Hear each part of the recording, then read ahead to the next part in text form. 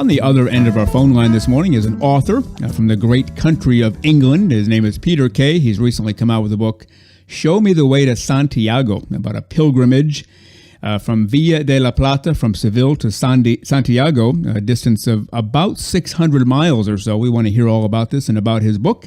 So let's welcome him to the show this morning. Peter Kay. Good morning, Peter. How are you today? Good morning. Yes, I'm fine, thank you. Oh, good to have you with us. So this book was released on April 18th and, of course, published through Curious Cat Books and E. Rachel Hardcastle. So we're glad to have you with us. Maybe just tell our listeners where about in England you are. Yeah, I'm in a little place called Bingley, which is part of the Bradford Metropolitan District, and that's about halfway north to south in the island of the United Kingdom, and also about halfway east to west. Okay. Now, most of our listeners have an idea where London is, so about how far would you be from London, England? 200 miles to the north of London. Okay. All right. Very good. I certainly have an idea now where you live, so that's good. Always helps to place our authors on the map somewhere. So you've written this book, Show Me the Way to Santiago, and I'm guessing it's kind of a pilgrimage that a lot of people take every single year. And maybe just tell us what this pilgrimage is all about, and then we'll hear some of the individual stories that appear in your book. Yes, well, pilgrimage means different things to different people. For me, I'd had a health scare a few years before and coronary heart attack, which didn't turn out to be that. But it was a wake-up call to myself to get fit and start taking things a little bit more seriously. So I did. I managed to get myself fit, run some marathons, started doing some long-distance walks, and I had a friend in the United Kingdom, Maureen, who had walked this particular pilgrimage route in 2010, and she told us about it. And once she told me, I was hooked. I wanted to do it. I wanted to go. Yeah, there are lots of people that walk to Santiago from lots of different places. Maybe 7, 8, 9 different routes that take you there. The Via de la Plata is not as well trodden as some of the other routes, as it goes all the way through Spain, from Sevilla in the south to Santiago in the northwest.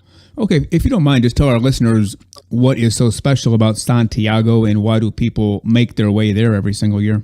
Well, legend has it that St. James is one of the disciples is actually located, or his bones are located in the cathedral at Santiago. Okay. You sort of delve into that story a little bit more, and somebody discovered some bones in the sea at Finisterre, not far from Santiago, many hundreds of years ago, and it was legend meant that these bones were the bones of St. James, and they were then taken to the cathedral, and year after year people have walked there to pay homage to a saint who was one of the 12 apostles, I guess. Okay, well, that makes perfect sense. So in your journey now, of course, you were doing it originally for physical fitness, but along the way you met a whole lot of people and got a bunch of stories. Is that the general premise of your book, Show Me the Way to Santiago? It is. Maureen, I mentioned earlier, actually agreed to walk the first 7 days with me, so it was great to have someone with me to start who knew what they were doing and helped me to get my pilgrim passport. You need a little pilgrim passport to ensure you can stay at the different refugios and albergues, the hostels along the way. Okay. And she spoke good Spanish. I mean, I'd been learning to speak a bit of Spanish, but without Maureen, I don't think my confidence would have allowed me to do it. So it was great for her to come with me. And then I had another friend who joined me in Zafra and walked the rest of the way. So I always had somebody with me, but it was meeting the other people that were complete strangers before I set off that was quite fascinating, because some of them shared some incredible stories with you, and you got to know them, and kind of for the period that we were walking, they became your family, really.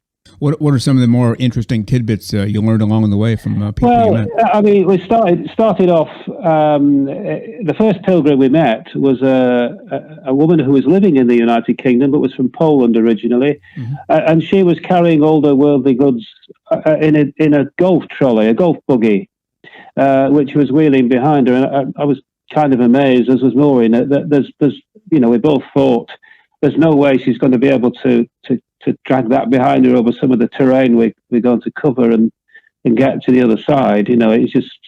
But she was convinced that this was the way to go. And at the end of the first day, my first night sleeping on the actual Camino, she decided that I must be an expert on walking, and wanted me to tell her how wonderful this invention of hers was, and I didn't want to burst her bubble on that first day. Yeah.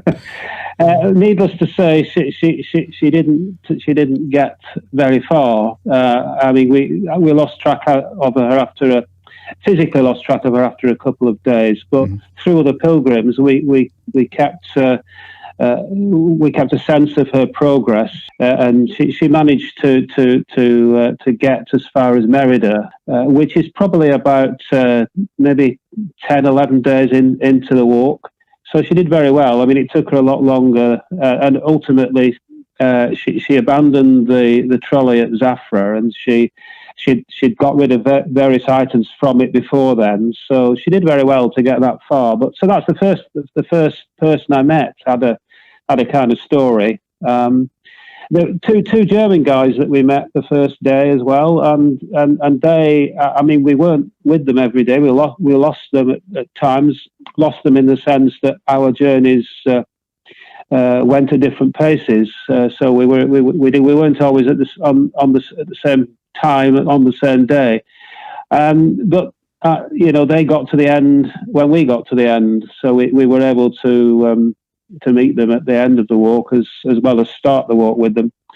A wonderful couple from Denmark who again were with me on the first day and were there at the end, and a woman who when we first met her, she was very aloof. She was on her own, and we thought maybe it was the aloofness that was the issue, but I think she was just shy. Now, she had come to walk the pilgrimage because she'd when she was very young, her mother and father split up. Her father was a Basque Spaniard, and her mother came from the Netherlands, so she had dual heritage.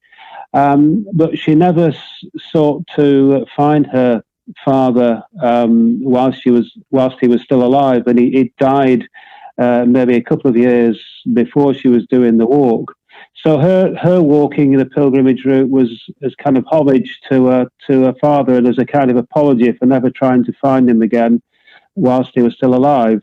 So that's her story. So there's plenty like that. One guy who we met during the walk, he was from Spain, but he was living in Portugal. He was married to an Argentinian woman, and they had a 5-year-old son. And he literally, he told us this story in a bar one night. He literally walked out one day and just decided to do this pilgrimage. He hadn't said goodbye to his wife. He hadn't kissed his son goodbye. He hadn't even told them this is what he was going to do. He just decided to do this pilgrimage. Yeah.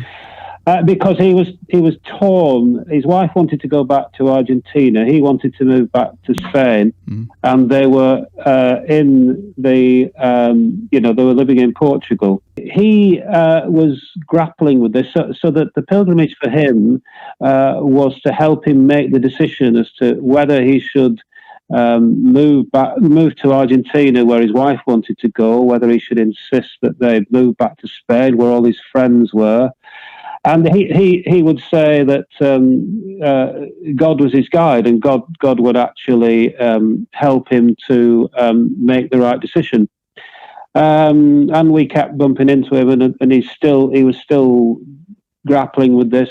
No solution in terms of what he should do. And ultimately, the night before I left Spain to come back, we saw him in Santiago, and there was this blues musician who we'd seen a few times, and we heard the music. So I said to John, my friend, let's just go and listen one last time to a bit of blues music. And I said, there he is, there's Sergio. and he had a tear in his eye, and the music was very powerful indeed. And I called across to him and said, "Yeah, it's powerful stuff. It's strong stuff." And he just blurted out and said, "She's gone. Oh no, she's gone back to Argentina and taken." Wow. This is these are some of the stories that you can't. You couldn't imagine how somebody would just set off and not say goodbye and grapple with an issue, walk for the length of time he must have walked for, and then not find any resolution at the end of it. So that was Sergio's story. I believe it. And again, we're talking to author Peter Kay from England. His book, Show Me the Way to Santiago. And if people want to get a hold of this book, Peter, today, how do they do that? They can get hold of it through Curious Cat Books or my own website, which is peterkwordspace.co.uk. And that tells you how you can acquire the book. You can get the book through Amazon. There's a Kindle version as well as a paperback. So there are different ways you can get hold of it. Okay, now you mentioned the trip 1,006 kilometers, which is a little over 600 miles. How long did that take you? Did I hear you say about 6 weeks or so? Yes, it took 6 weeks. Okay. I mean, to start off with, I think foolishly, really. Every day we were walking. So the first 7 days I was walking with Maureen, and then linked up with John, and we carried on and walked for 9 days. But the last 3 of those further 9 days, our feet were getting. They were covered in blisters. They were very sore, and there was no way we could continue. So we ended up going to Salamanca because we got a room booked there a couple of nights hence. Okay. So instead of carrying on trying to walk, we caught a bus into Salamanca and spent 3 days recovering there. Yeah. And then we backtracked to where we'd kind of bailed out and carried on again. But the lesson from that was that, building a few rest days. So we had a couple more rest days at different places. So it took exactly 6 weeks, but 5 of those days were non-walking days. Yeah, and I'm guessing, at least I hope they told you to bring extra shoes along the way. I mean, one pair of shoes wouldn't do the trick, would it? That's another interesting story because I had one pair of walking shoes which did the journey, and at night the evenings I'd change into a pair of sandals, so that they would get the walking shoes off the feet. About 4 days before we got to the end, we got to a city called Orense in Galicia. And I noticed there was a split in the side of the walking shoes, which gradually. I mean, I knew then that they weren't going to be going home with me. Put it that way. Yeah. So one of the last things I did in Santiago was take these walking shoes and put them in a bin near the cathedral, and I just came home in my sandals. I believe it. And again, we've been talking to author Peter Kay from England. Check out his book, Show Me the Way to Santiago. Each year, thousands of people walk the various pilgrim routes to Santiago de Compostela in northwest Spain. And Peter Kay did that. Went the over 600 miles, 1,006 kilometers. And his book tells stories of things he learned along the way, people he met up with, and so on. And Peter, I know you're published through Curious Cat Books, E. Rachel Hardcastle. Tell our listeners again how they can get a hold of your book today. You can get a hold of the book by Amazon, either a Kindle version or a paperback, or you can visit my website, peterkwordspace.co.uk. All right. Well, very good. It's been great to talk to you, and I need to get a hold of this book myself. It sounds like a fascinating book, and it sounds like you got a lot out of this trip. And are you thinking of doing it again down the road? One of the things that I want to do is to go back to Santiago and walk the 75 kilometers to Finisterre on the coast. Yeah. So that will be about 5 days of a walk, but I certainly want to do that. All right. Well, very good. Keep in touch. As you come out with new books or new experiences, let us know. We'll get you back on. Author Peter Kay, Show Me the Way to Santiago. Peter, go out there and have a great day. We'll talk again soon. Thank you very much. All right, you bet.